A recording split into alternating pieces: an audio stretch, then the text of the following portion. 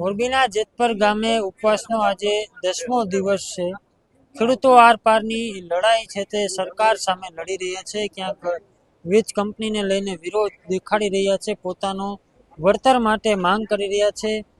10 દિવસ થયા છતાં પણ હજુ સુધી જે ઉપવાસ છાવણી છે તે એ જ હાલતમાં જોવા મળી રહી છે. કોઈ પણ હજી સુધી આ ઉપવાસ છાવણીની નજરે પણ આવ્યું નથી. અહીંના જે ખેડૂતો છે તેમની સાથે જ સીધી વાત કરશું. શું નામ છે ભાઈ?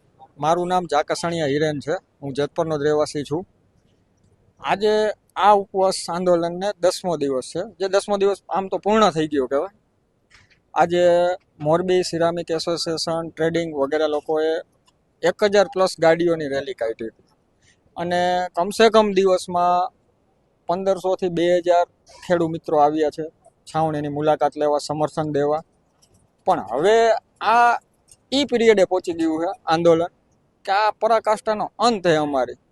હજી સરકારને ઝાઝી અસર ન થઈ હોય તો આપણે કરી અને એવો રસ્તો જોઈએ કે મમરામાં નથી મજા આવતું, ઝાલમુરીમાં તો રોટલા ખવડાવી. હવે બાકી તો તમને બી ખ્યાલ છે કે શું હાલે છે, શું થઈ રહ્યું છે.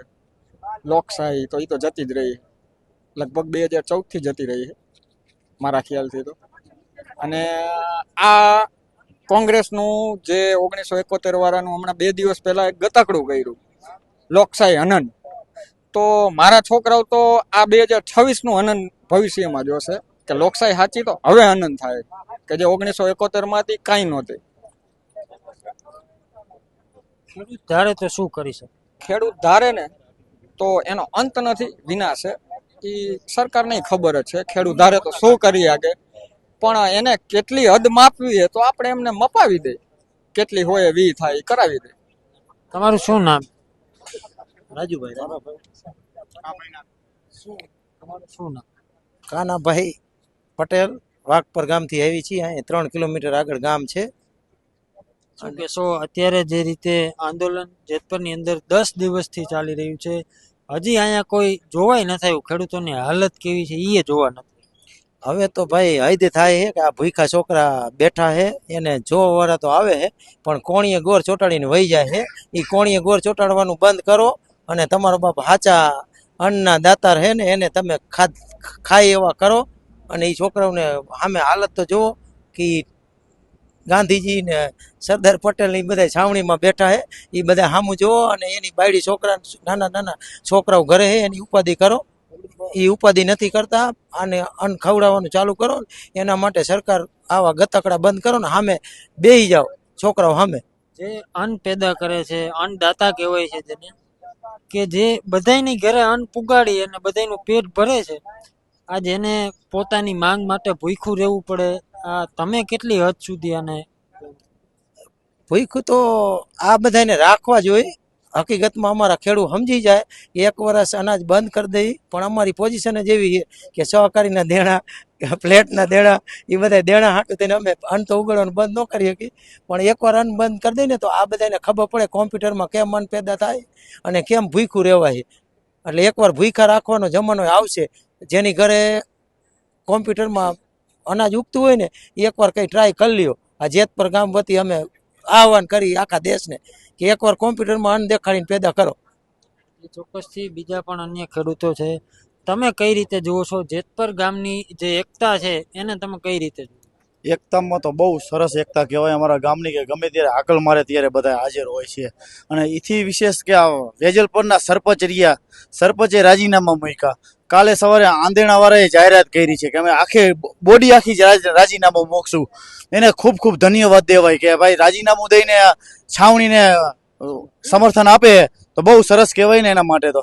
અને આ રીતે ગામડેથી અત્યારે કાલ ભરૂચથી આવે 3 બસો, ભરૂચ અંકલેશ્વરથી 3 બસો આવે અને જામનગરથી કાલે લગભગ 80-90 જણા આવે. કાલ બપોરે 1:30 વાગે અહીંયા પહોંચી જશે એવા મેસેજ હતા અને ખૂબ સમર્થન મળે છે ગામને.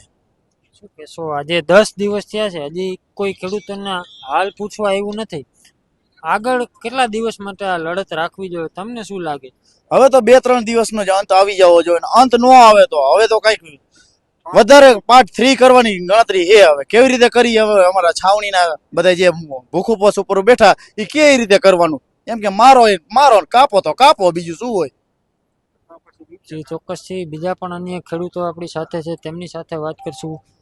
તમે શું કહેશો? જે રીતે આંદોલન છે તે 10 દિવસથી ચાલી રહ્યું છે, અ, ઉપવાસમાં ઘણા લોકો જોડાયા છે, હજુ કોઈ અહીંયા ખેડૂતનો ખ્યાલ પૂછવા પણ આવ્યું નથી. તમારું શું માનવું?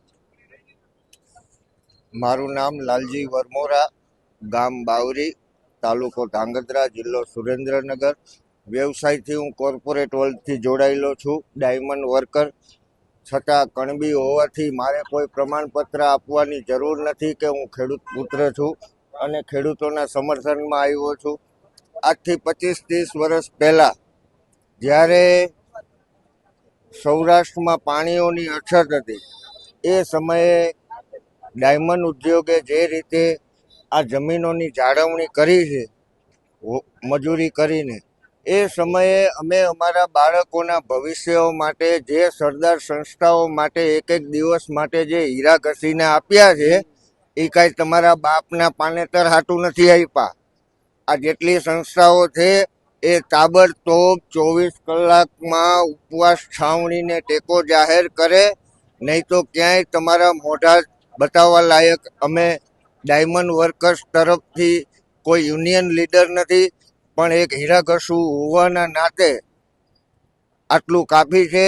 જો અમે હીરાઘસુઓ નોંધ પોથીમાં 1-1 રૂપિયો લઈને જોઈન્ટ કરવા માંડ્યા તોય અદાણીના શેર વેચી મારશું. હાલ આ આખી ગ્લોબલાઇઝર ગેમમાં જે રૂપિયાને અપ ડાઉન કરી કે ડિજિટલ કરન્સીને 27,000થી 60 લાખ સુધી લઈ જઈ શકે, તો આ બધી મેન્ટાલિટી ખેડૂતના યુવાનો આજે બહુ બખૂબી રીતે સમજે છે.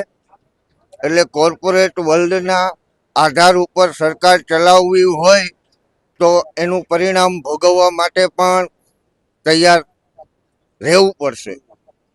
તમે શું માનો છો? અત્યારે જે ખેડૂતોની હાલત દિવસે ને દિવસે કફરી જોવા મળે છે, કારણ કે જે રીતે તેની જે ઇનપુટ સાધનો આગળ છે. પાછળની વાત કરતા 9 દિવસ ઉપરના ઉપવાસ જ કાફી છે. આ 10મો દિવસ અન્ન લીધા વગરનો ધરતીપુત્રો માટે કલંક છે. આ બનવું એના માટે સંપૂર્ણ રીતે સામાજિક સંસ્થાઓ, સામાજિક સંગઠનો અથવા સામાજિક સંગઠનોના રાજકીય ટેકાઓ, આ જેટલા પણ વ્યક્તિઓ પ્રતિનિધિત્વ કરે છે આ 3 પાંખનું, એ લોકો જવાબદાર ગણાશે આના માટે. આ પાપ માટે ફક્ત ને ફક્ત પ્રતિનિધિઓ જ જવાબદાર. કોઈ સમાજ, કોઈ સંસ્થા, કોઈ દેશ એનો જીડીપી ઉપર લઈ જાય કે નીચે જાય, એની પાછળનો દોષ હંમેશા માટે પ્રતિનિધિનો જ હોય છે. તો આ ઉપવાસના 9 દિવસ થવા છતાં એ પ્રતિનિધિઓનું પોતાનું સમર્થન ક્યાં છે? સરકાર આજીવન નથી આ બંધારણ આજીવન. સમય અનુસાર હરેક કાયદાના ફેરફારની માંગ જે ઉઠે એ થશે.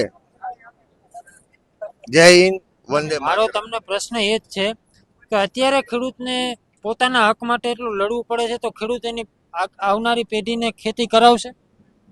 આવનારી પેઢીને ખેતી પણ કરાવશે. એવા બીજા નબળા વિચારો તરફ જવાનું નથી, કારણ કે ધરતીપુત્રો છે એ એના ગુણ ના મૂકે.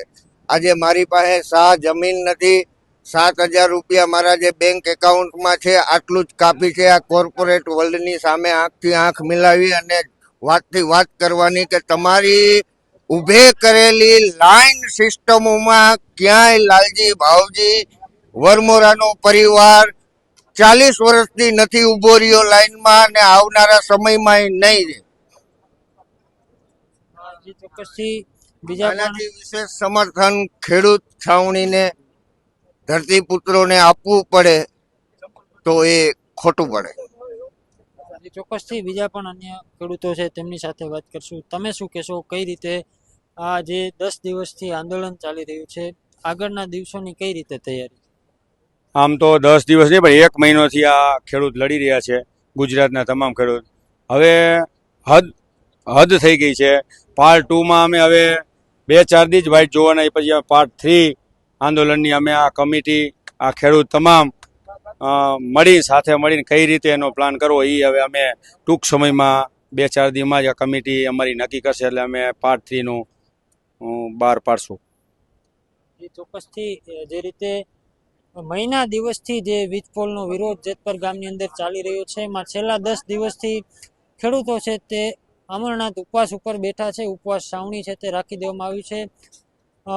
ઘણા બધા ખેડૂતો છે તે આ ઉપવાસની અંદર જોડાયા છે, પરંતુ આ પાર્ટ 2 થી જે રીતે ખેડૂતો કહી રહ્યા છે એટલો કાંઈ ફેર પડ્યો નથી. ત્યારે હવે 2-4 દિવસ પછી પણ આગળ જો કોઈ ખેડૂત હિતમાં નિર્ણયો નહીં લેવાય તો આગળના દિવસોમાં પાર્ટ 3ની પણ ચીમકી છે તે જેતપરના ખેડૂતો દ્વારા ઉચ્ચારવામાં આવી છે. ત્યારે હવે સરકાર કઈ રીતના નિર્ણય છે તે ખેડૂતના હિતમાં લે છે, કઈ રીતના નવા કોઈ કાયદાઓ સાથે ખેડૂત હિતમાં નિર્ણય લે છે કે કેમ તે પણ જોવું મહત્વનું રહેશે. કેમેરા પર્સન મિત પરમાર સાથે રાજેશ જોશી, BS9 ન્યૂઝ, જેતપર.